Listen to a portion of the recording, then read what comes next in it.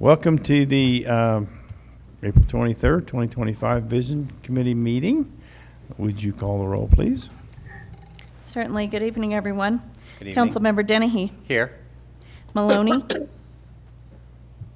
Schmischer. Here. Stein. Here. Tracy. Here. Worthington. Here. Mayor Pro Tem Hammer. Here. Mayor Troutman. Here. Okay, and welcome. Welcome to Loaves and Fishes. Dee Dee. I can call you informally. We know you as Dee Dee. Is that okay? And could we just start out with an introduction of your friends there? So. Yeah, I will actually let them introduce themselves. So we'll Okay. start with Lindsay right here. I'm Lindsay Salazar. I am the Housing Navigator at Upper Arkansas Area Council of Governments.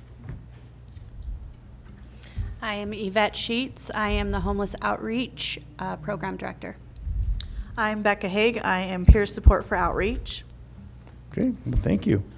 And Dee Dee, would you like to go ahead and start? Absolutely. Okay, go ahead. Yeah, so thank you for allowing us to come here this evening. We just really felt it was really important just to kind of give you guys an update about what's been happening with homelessness in our community. I know that throughout the years we've come and we've talked with you about some of the things that we've implemented and those things are still continuing. But there have been some new things that have happened in the last year or so, and we just felt like it was really important just to let you guys know about what our community is doing to end homelessness, and then provide you with some data too. I'm a numbers person, so I like to see numbers, and we have a graph that kind of shows where we're at with homelessness today. So, yeah, thank you.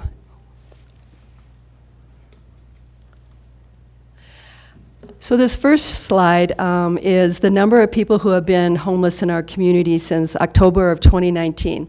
So in October 2019 is when we actually started gathering data on who was actually homeless in our community.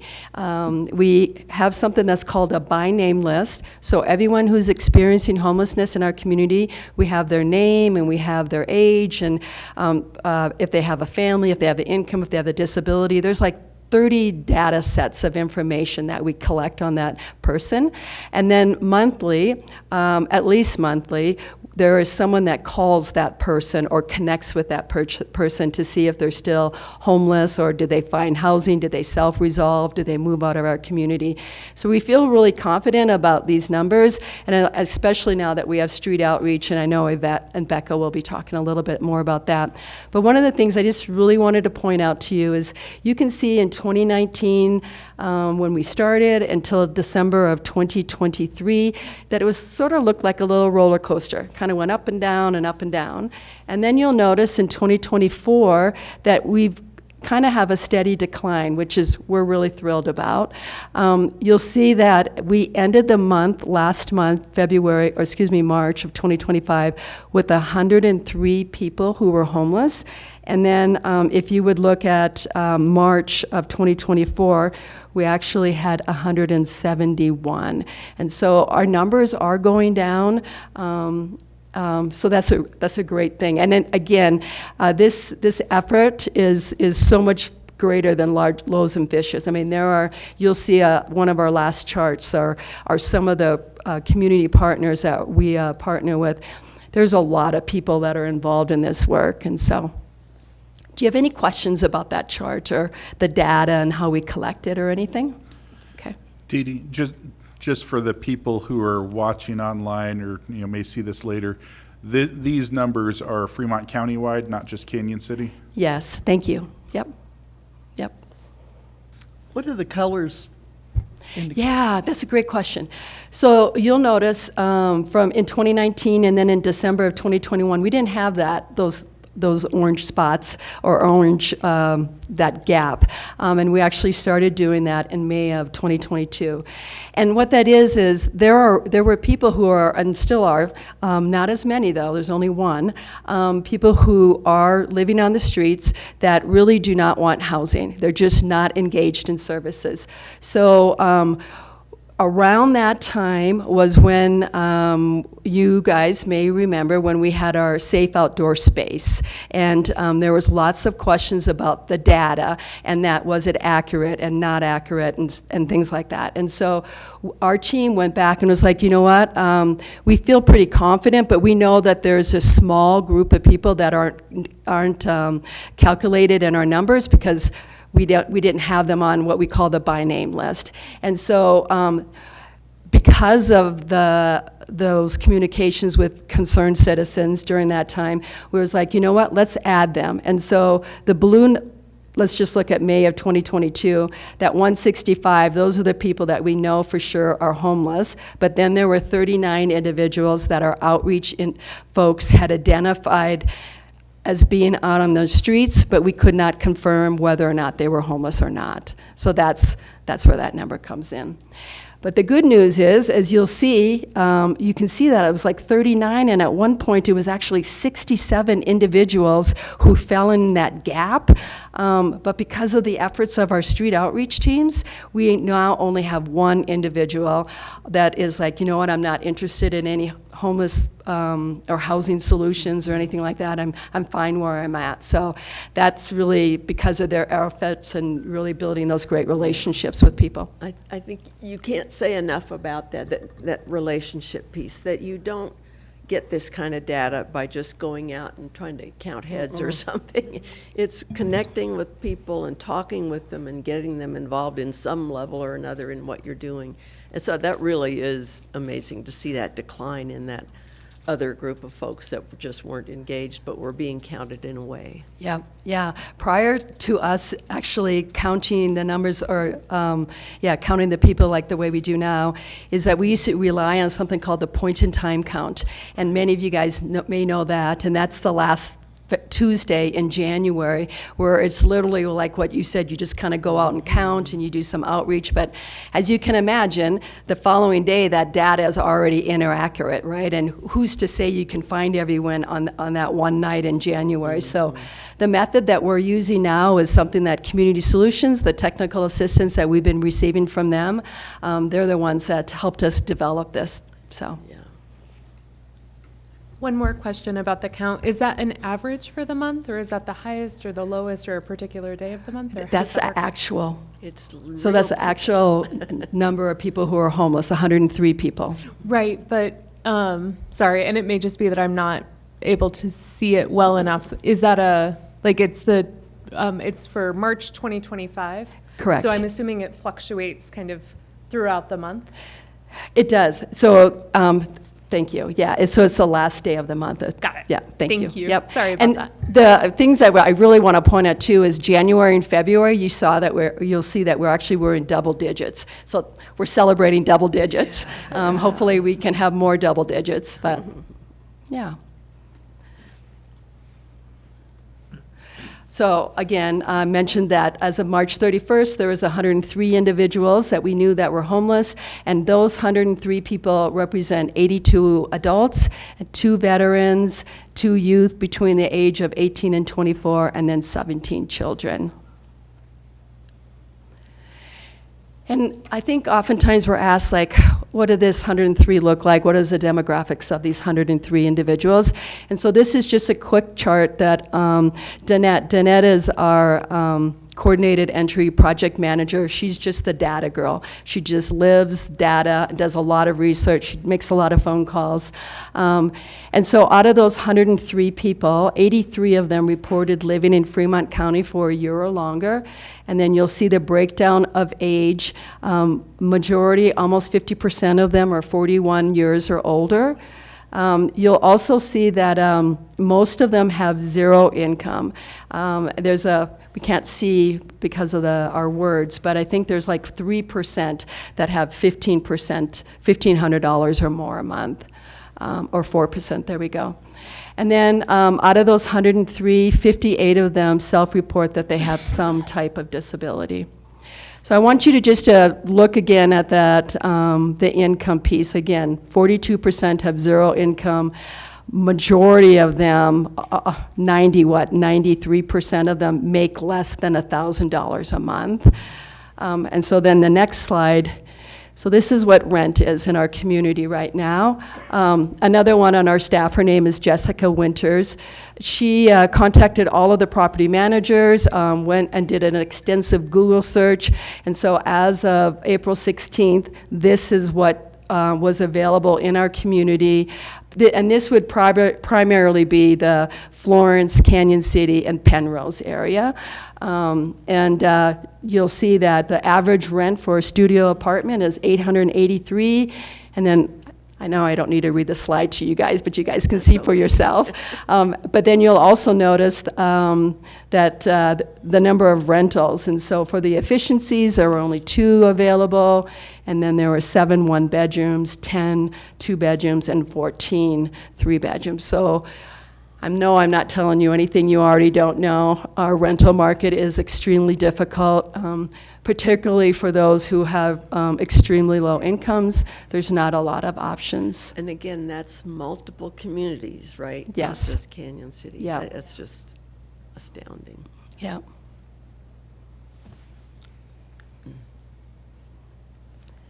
All right, so now we're going to talk about the things that are new, okay? And I'll let these ladies talk a lot more than I'm going to talk.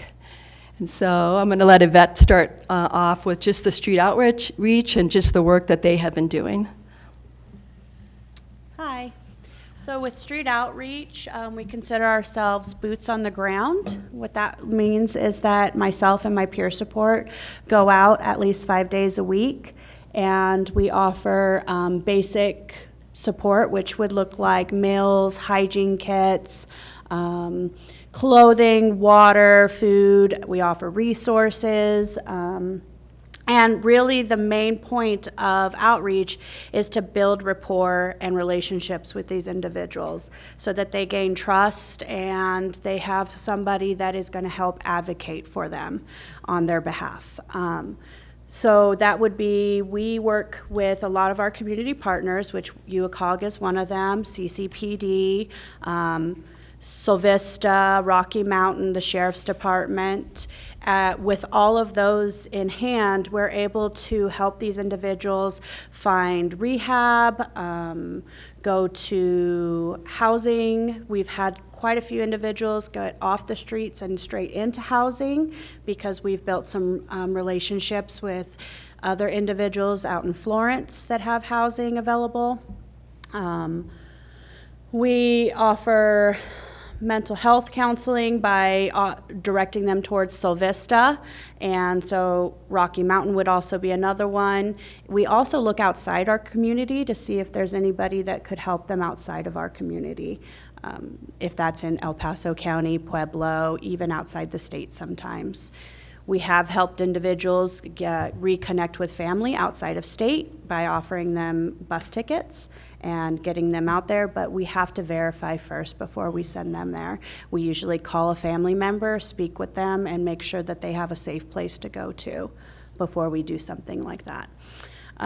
Street outreach actually works really well with the co-responder and CCPD. I work very closely with the co-responder. Our population kind of crosses borders a little bit, so when she comes in contact with somebody that is homeless and doesn't really need that mental health piece, she'll reach out to me, or if she has questions about a certain person, I'm able to answer those for her. Another part is CCPD has now offered for outreach to be a part of their mini academy when the new officers come in. That helps break a lot of our barriers that we have with CCPD and the fact that we're just trying to help them with anybody on the street that may just need to be moved from a certain area or offered resources, and that frees up CCPD to go to other calls and handle other situations that are more dire in need. And that would be just through the Monday through Friday 8 to 4 time that we have. We'll work everything out as our program goes further. So, if I could, I'd like to ask a question, Yvette. So the mini academy, you said that you So tell me a little bit more about that. Is that, what exactly is happening there? I mean, are you talking about outreach with the, We would. with the cadets essentially? Yes, so I would set up a PowerPoint and I would meet with them on their mini academy. I believe the training officer has set up the date and time that we would be showing up. It'll coincide along with the co-responder since we work closely together. And I will just be introducing myself, making my face and my peer support's face more familiarized with them so that they know that they can call us at any time to get anything that they need for resources for the homeless. Right now, we have a little bit of a barrier with the officers. They're not as willing to call us, but I think it's because they don't know about our program and know who we are. So this just kind of gets our faces out there for the new officers to let them know that we do have resources. Great, thank you. And we do have, yes, we do have volunteers training. Outreach is looking for a lot of volunteers. So that would look like I do a volunteer training the fourth Wednesday of every month. And I show a PowerPoint. We discuss kind of what we do, where we go, how we interact with our individuals, what that would look like. I do like to take them out on a Tuesday or a Thursday because those are days we pick up meals from Mercy Today on Tuesday. And on Thursday, Christ First Church goes out. And that just kind of is already a set date, and a lot of our individuals already know where we're going to be. So it just is more of a, it breaks that kind of a barrier, and they're able to discuss, talk with them, and they're more willing to have conversations on those days. So yeah, I don't know if my peer support maybe has anything to add. She's amazing. She has a lot of resources. Even if you're not homeless and you are looking for resources outside and you know somebody experiencing like an eviction or needs resources that may be on the verge of homelessness or is homeless, we are a wealth of resources. Like, I will do my research over and over until I find the answer for an individual. So yeah. I will say that I think, since Yvette has taken over this program and how she's constructed it, our main goal is to show these people grace and to let them know that they matter no matter what shape they're in and that their situation is not who they are. And I think a big part of us, bridging that gap and talking to them is to make sure that they feel seen and heard. And that even though they may be dirty and not appealing, that we can go up to them and talk to them like a human being and discuss the things that they're really struggling with. And, it is a really difficult conversation sometimes to say, hey, what got you here? And I know that we've had a lot of conversations that we've seen posts on Facebook, and people are really frustrated seeing homeless people and why can't they just get a job? But the realization is that it's not as simple as just get a job. We're all basically one step away from being homeless. I myself and my children stayed in the shelter, so I have that lived experience of what that's like. And when you are at that point that you are so low and you've lost everything, people treating you not so great, it just kind of goes along with already the situation that you're in. And we really try to make sure that these people know that they do have support, that we do want to encourage them, and that even though they are going through a rough situation, that's not a permanent situation, and that we want to help encourage them every way that we can to try to build that confidence, to try to build that friendship, and to try to build the opportunity for them to make better decisions and surround themselves with people that want to uplift them and move them forward and not just tear them down. So Yvette has been really great with the bonds that she's made. We're working really, really hard in connecting different resources across Colorado to make sure that the minute that they do say that they're ready to go through recovery, to take those next steps, that we have everything in place and people that we can support them on that journey. Because definitely outreach does not just stop on the streets and giving them a warm meal or a pair of fresh socks or something to drink. It is something that, you know, they are learning completely brand new from recovering. And they're almost like little kids, you know, a lot of their brain and things are resetting and growing. And so we try to walk them warmly through all these different steps and let them know that, like, we are there to support them and we are a friend and we're not just there to get a paycheck and they're not just another, you know, tick on a spreadsheet, that they do matter and they are appreciated, and that they do, you know, they do serve a purpose, and that for them to cross and come out of that pit that they're in, that is so much more powerful for them to be able to help other people out of it, because nobody knows better than someone that has a lived experience about how hard it is to dig out of that pit when you've been there yourself. Well said. I wonder if you could say a little more about the volunteer piece of this, and how many, or do the numbers fluctuate a lot? And I think you mentioned something about going out on Tuesdays and Thursdays with them. Maybe just say more what that looks like. Is it all one group of you all plus volunteers, and what do they get to do and things So like that? currently, we have one volunteer. She's pretty consistent. She comes on Tuesdays. But we are looking for more volunteers. And that would look like, in hopes that they would be able to cover a few hours Monday through Friday. It doesn't have to be the whole day. It doesn't even have to be, if it's just an hour, it still means a lot. Right now, it's just myself and the peer support, and we do it Monday through Friday, sometimes all day. Because we do go to doctor's appointments with our individuals and advocate. We do show up for calls if co-responder or CCPD calls. So we are spread a little thin, but we're hoping to get more volunteers. I could do the appropriate training and then be able to have them out there too. That's helpful to know. And definitely, like, the training that we do, we like to make sure people are aware of what it is that we're doing. It does seem like it is very easy to just go and do this, and it's not a big deal. However, when we go through the training, there is some things that you have to realize, like when people carry, you know, knives with them or sticks, it's because they're on the streets and they have to protect themselves. But we try to make sure that our volunteers are prepared for any situations and very aware of their surroundings, that, you know, they're not getting themselves in any situations. Yvette's really great at making sure that we are always in a pair of two. We do not do things by ourselves because we want to make sure that we are safe. But we are very also aware of people's mental health and the state that they're in when we are handing them a meal. Of course, usually when you're giving someone something, they're less, you know, likely to react in a negative way.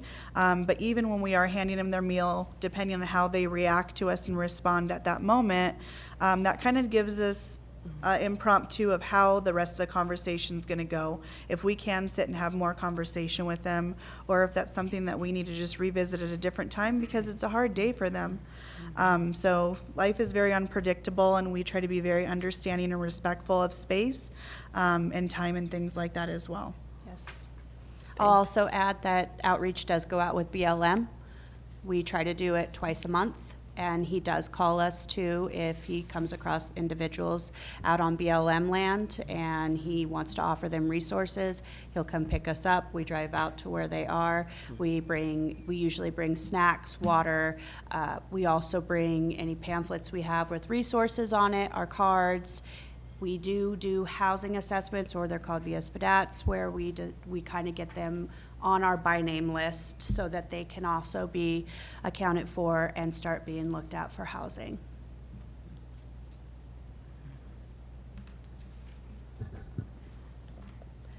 I think I would just add too, and you can fill me in also, but they have also been starting working with the local businesses, and want to get to the point where a local business, if they have someone that maybe is outside their business and maybe is for whatever reason the business owner would like that person to be maybe asked to move along.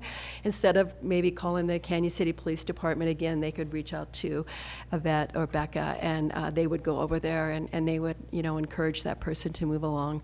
Chances are they know them already. Again, they are out of the office like 8 hours. They arrive in the morning, they check their emails, and they are gone. And I may see them by 4 o'clock or 3:30 or whatever. They're out there every day doing this work, and yeah.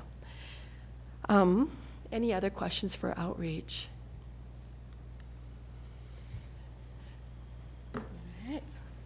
I am Lindsay again. So, like I said, I'm the housing navigator at UOCOG. At UOCOG, we have quite a few housing programs that help in the community. We have renters workshops, manage your money, things like that. That's done by a HUD certified housing counselor. Our clients get certificates at the end of these workshops to help kind of advocate for them when they are going to apply for rentals. As Dee Dee shared earlier, the rentals income to housing is just not it here. And so it's very difficult to find I also work with people that are at risk of experiencing homelessness and finding them housing. So there's quite a few of them that I get housed a month before they actually enter into homelessness. So that's a really great thing. We partnered up with Loaves and Fishes and Solvista Health with the programs that work with getting individuals housed. We are doing One Step Closer, which is a meeting where we all get together and to make a centralized workplace to help combat the barriers that we're having here in Fremont County with housing and getting clients housed. Landlords and property managements, we're looking to collaborate with them too. We just recently had our first meeting with one of our first landlords that we work with quite often. We're looking at how we can better those relationships, bring the property management and the landlords into these meetings and collaborate together on how to make a more seamless process to get housing for our neighbors in our community that are experiencing homelessness. Eventually, right now, we're going with one landlord and property management at a time to just really hear them and hear what they're experiencing, because we have had some barriers of getting clients into housing for various reasons, whether it's income, rental rates, backgrounds, or there's a lot of different things going on here that is making it very difficult to get housing for our community. So we're trying to identify those barriers. We're going to bring in the landlords and property managements to have them have a say and have them help find solutions to the barriers that we're having here in Fremont County. We are working, it started out working with Community Solutions, who were guiding me, Dee Dee, and Rapid Rehousing Director Jessica on how to start this meeting and how to get this really kicked off the ground with this work group. Now it's switched, is it DOH or DOLA? I can't remember. DOLA. So DOLA is now coaching us through that. We meet with DOLA once a month, and we are having these One Step Closer meetings bi-weekly. Right now we have, like I said, Loaves and Fishes, Solvista Health, and then UOCOG sitting at the table, and we plan on getting anybody that has to do with housing at the table to help combat some of these things, even the systematic barriers that we're facing out here too. So where, or if anywhere, does the HUD subsidized rental program fit in? Does it still exist? Is there just not enough? Or I wonder how that works. There is long wait lists. We're talking, some of them can go from 6 months to years. And we don't, as of right now, the state has put a freeze on vouchers too, our chronic, or COC vouchers, which is for the chronic homeless. There's a freeze on those too, so we don't have that anymore. From the state level? Is that because of a funding loss? State's or- budget. Yeah. State's budget is below Right, budget. right. Yeah. And then, yeah, as far as affordable housing in Fremont County, it's just non-existent for the amount of people that need it in this community. We need more. Yeah. We've been seeing some creativity, though, because you're right, it's really hard with the rentals, but there have been some landlords that have maybe done like community living, like they will, rent their home out to like several different individuals. Some of them are like sober living environments, and the Villa Carina is an amazing place. It's been in business now for several years, and a lot of our folks have been able to get housed over there. There's also, and Yvette mentioned this briefly when she talked about the landlord that she's working with in Florence. The Fremont Inn used to be the Super 8 hotel by the penitentiary, yeah, Florence Inn, and they have very affordable rent there too. So there are a few pockets, but we need more. Yeah, that would be wonderful. The other thing I wanted to mention, and Lizzie, you may want to talk about this also, was many of the folks that we are helping, they may not have the best credit history or the best rental history, and for some of them, it may have happened like several years ago, but they're still having to deal with it. And with the rental market as tight as it is, landlords can be more selective, and that's fine, right? They have a business they need to operate. And so part of what Lindsay has been able to do in her group is come up with, one is a resume. I don't know if you want to speak to the resume piece. So it's a rental resume, which really gives the tenant that's applying a chance to really highlight themselves and show where they shine, right? Maybe they have a past, but maybe they've been doing other things since then that's really making a difference. So it gives them a chance to really shine, gives the landlord, the property management, a place to get to know them other than these applications. Applications are just very bare minimal. You don't get to know the person, so it really gets to open them up. Another thing that we have started implementing is talking to landlords about non-traditional credit. I don't know if you guys know what that is, but say you're paying Netflix, because rental history is a problem. If you have no rental history, they're getting denied. If you have a Netflix or a phone bill, sometimes the landlords will take those type of things that you are showing that you're consistent with instead of the rental history or the credit history, which has been helpful too. So we've been really coordinating with landlords with that as well. Do you have, I used to rent to people that were on like Section 8. Is that still available? I'm sorry, what was It's that? called, it was called Section 8. Yeah, that was the HUD And that's stuff. still, is that what you're talking about? Yeah, so that's the state housing vouchers. Okay. What happens with those is that there's a wait list. Our wait list is about 3 to 5 years out right now. I don't know exactly where it's at. Our wait list is closed, and that's for the 4 counties that UACOG administers vouchers for. So there's no funding there for the clients either. And recently I had an opportunity to talk to the owner of the Quality Inn, and he was wanting to, can I say this in an open? Just hint. Just hit.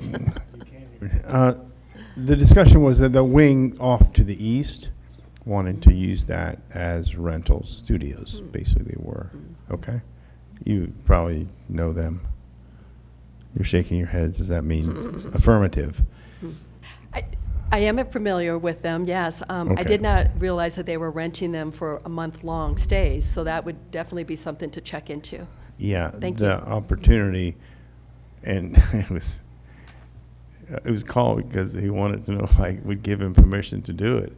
And I said, well, I haven't bought the hotel yet, but go right ahead. I think they have a sign up now that Do says they? longer term. Yeah, I'm pretty sure they do. Yeah, it's that wing that we had they had built when the federal people were coming in, and that's housed a lot of the new federal employees. It's off to the east. I think there's about 30 or 40 rooms there that would be very good for that, so.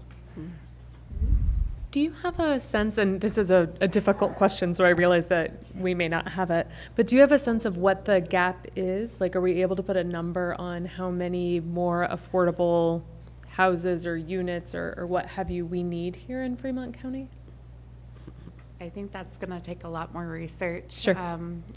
Our prior housing director was working on that. He's no longer with us. We have a new executive director that'll be looking into things like that. That's really exciting. I know we have, new housing developments hopefully coming online over the next couple of years, and they've certainly mentioned the desire to have affordable housing, and it would be really helpful to know what is our gap? What do we actually need here? Well, it probably is related to the unhoused numbers, that we see there, and so that's somewhere around 100 units, maybe Yeah. 200. And there's two sides to it. There's where's the revenue stream to build, and where's the revenue stream for subsidizing people's rent? And both of those seem to have a little bit of constraints to them, and it makes it really difficult to get something to happen. And then I'm going to say this, every time you hear somebody say affordable housing, that's a very loaded, what's affordable housing? Yeah, it means a lot of different things. Yeah. Yeah, depending on who you're talking to. Sometimes when you say affordable housing, they automatically think it's Section 8, income-based, but affordable housing could be something that's affordable for the four of us sitting on this table, right? Doesn't necessarily mean it's income-based housing, so it's a big difference. Yeah, good point. And one, I think, other thing that's really worth mentioning too is part of the work, again, that Lindsay's been working on is they offer classes. UOCOG has been offering classes for rental and budgeting and stuff like that, but her team over there, Laura Yost, has really stepped it up, and they're offering classes for rental and how to talk to your landlord and those types of things. And these classes are full. I mean, the folks that we're helping want to participate in these classes, and the next one that they have, one of the landlords is actually going to be there and talk about, hey, I only want 4 things from my tenants, and you probably all know what they pay, don't have a lot of visitors, keep your place clean, and no drugs or something like that, right? I mean, they're basic rules, right? And so she's gonna maybe say something to the class, or she's planning on being there, and hopefully we'll get an opportunity to just say, this is all I'm asking for. But back to the classes, they provide a certificate, and again, as Avad and Becca were saying, self-esteem has been squashed. Some of these folks have been homeless for a few years, and even if you've only been homeless for a couple of years, your self-esteem is squashed pretty quickly. Just graduating something and just having someone say, well done, good job. And so as they put together this resume, they can also attach these certificates. And I will also say that we have some amazing landlords that work with the extremely low income, and they have been through a lot of yuckiness. They've seen a lot of yuckiness. But they're still willing to serve. And that's because their heart, yes, they need the money, they need to pay their mortgage and all this other kind of stuff, but they're also doing it because they really want to make a difference in the lives of the folks in our community. And let's remember that these 103 people are Fremont County residents, and that there are people. They're not less than, right? They're equal. They're just like us. They're just like you and me. And so everyone deserves a house, especially if they are looking for a house. So. I have a quick question for you, just out of curiosity. I know the apartments across from Big D's in Florence are Section 8, correct? San Juan. Yeah, the San Juans. I'm very familiar with them and who built them. And I'm going to my next question. That company does not really build like that anymore, but do we see very many companies, or is the incentive there from the government anymore to build the Section 8? Yeah, so there actually is, and Ryan, you probably maybe are aware of this already, and maybe I shouldn't speak, and maybe you want to speak. But the property next to Loaves and Fishes, that is owned by the fire department, there is a company, Blue Oh, I'm going to blank on the name. Yeah, I'm sorry, but I can get you that information. I was curious. Yeah. Because we don't see, you know, back in the day, and when those were built, just because I know the family very well that built those, they did over 1,000 units in like 5 states, just Wow. for that reason of Section 8 housing. And I'm just wondering how that is, we don't see that much, and if, even 1 or 2 apartment buildings like that would probably be wonders just for the whole county. Yeah, so this one is, go ahead, Yeah, Brian. so it's the Belmont Corporation, I believe they're out of Oklahoma. They put the property that Dee Dee's talking about under contract last year and applied for low-income tax credits through the Colorado Housing and Finance Authority. They were not awarded last year. They went through that same process again this year, and actually, I believe Chafa is meeting either this week or next week. So we may have some more news about that here in the coming weeks.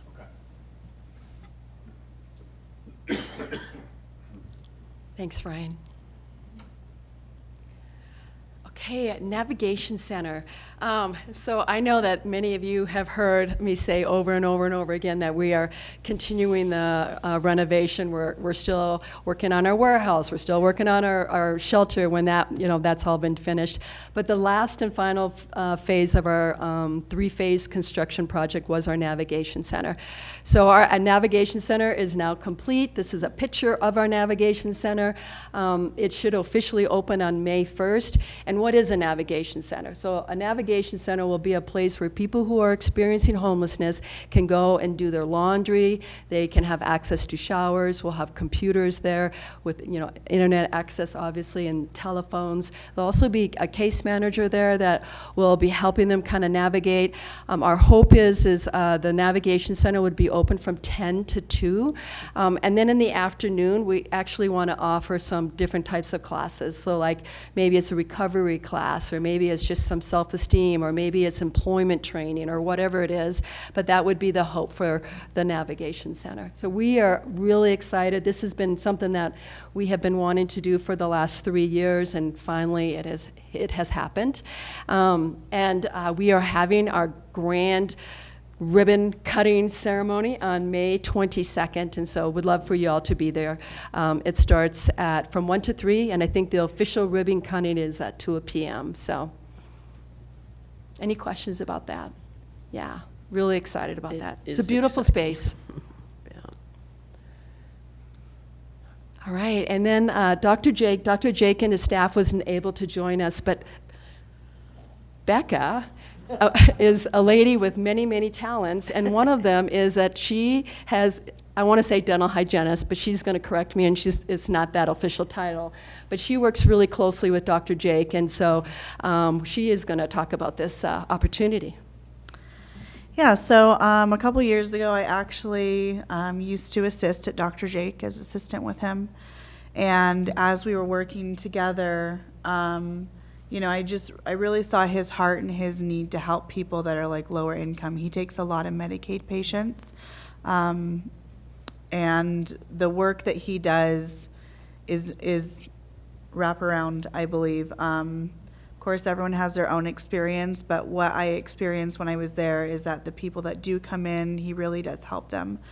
Yvette and I had taken a young lady that we've been working with on the streets. I won't give too much information, but she's been in her car for about 8 years. She walked here from Tennessee, which is insane to think about someone doing that. But initially, when we had met with her and talked about dental care and restoration, she had told us that they told her she was going to have a full removal, top and bottom, for dentures. She's very young. She's under 25.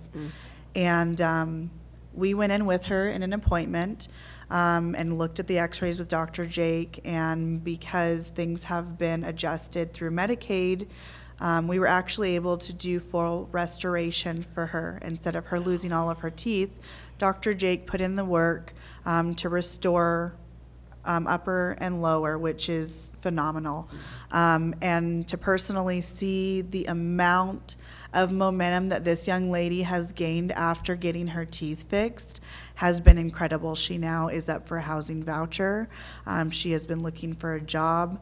Today, she was very excited to tell us that she got her vehicle titled, licensed, registered, and insured, which is a huge thing because she's still in the process of looking for a job. So she is very motivated to move forward and really, tackle the world. So that has been encouraging. After that had happened, Dr. Jake had approached us and said that, he really wants to meet people where they're at because he understands how intimidating it can be to go into an office setting. And so we are working through the details of him and his staff coming and doing consultations or basic exams at the shelters so that they are comfortable, so that at rock bottom they are getting those restorations done and getting that confidence back. We also have been kind of working on different things in the shelter, making it a little more fun. I also do haircuts, free haircuts for people on Fridays. I'm also a cosmetologist. I'm a mobile stylist. And so we've been giving people haircuts, and to see the difference it makes, just that haircut. And, they're all really great about being encouraging about, wow, you look really great, and that's awesome. And so we're really excited to partner with Dr. Jake. We're hoping and looking forward to partnering with more businesses across Fremont County to try to really impact these people's lives and show the support from our community that, we can make a difference and change. But we're really excited to work with him and his team and feel really empowered that he's so willing to help any way that he can to support them where they're at and just understand the situation that they're in and give that kindness. How this will look too is Dr. Jake and his team will come to the shelter. They'll set up in the navigation center. We also have a doctor there that specializes in dentures. So he'll go there and do impressions if needed. We already have a list started of individuals that are looking to get this done. We have offered it across all of our programs and possibly even to individuals in our community that are afraid to go into the dentist's office. Really what this does is it's able for him and his team to build that relationship outside of that office setting and in a more comfortable setting for individuals. And then slowly they start to want to go to his office because they already know how Dr. Jake is and his team. Yeah, and I think all of us appreciate our teeth, right? We don't, Whatever yeah. we got. Yeah. And so imagine not having teeth or having very bad teeth, and yeah. So we're grateful for that. See you. All right, so we're almost done. 2 more slides. So this is just to give you an idea of all the different groups that are meeting to talk about homeless issues. And there are probably other groups that aren't even mentioned on here. These are the ones that I'm aware of. But there is a lot of people who are trying to solve this problem and looking for some creative solutions. And what I tell folks, these are not closed meetings. Anyone is welcome. If you have any interest in being involved, just have folks reach out and contact me, and we'd love to connect and where they can get plugged in at. And then this is just a list of some of the partners that we have in our community that we work with really closely. And I would say that these partners are close partners. These aren't just people we have contact once a year. These are people that we talk to on pretty much a weekly basis. So, and that is it, guys. Unless you have questions. Have you been to or presented this to the groups that meet at the steeple every so often? As far as I think it's Phil Lund has been putting those on. Have you been invited to present this to them? We haven't been invited, no. Then I think you ought to break the door down and go ahead and do the presentation, because I think it would be very good for the community as a whole to hear this. Okay, I can reach out to Phil. I'm sure he would probably accommodate that, so I'll do that. Dee Dee has outruled us breaking the door down. Yeah, So yeah, they have offered. and I we're said trying no. to gently go into things. Okay. Kindness. If you need me, just call. Yeah. No. Oh, okay. So thank you so much. You are an incredible asset and help for our community. And I have been here a long time.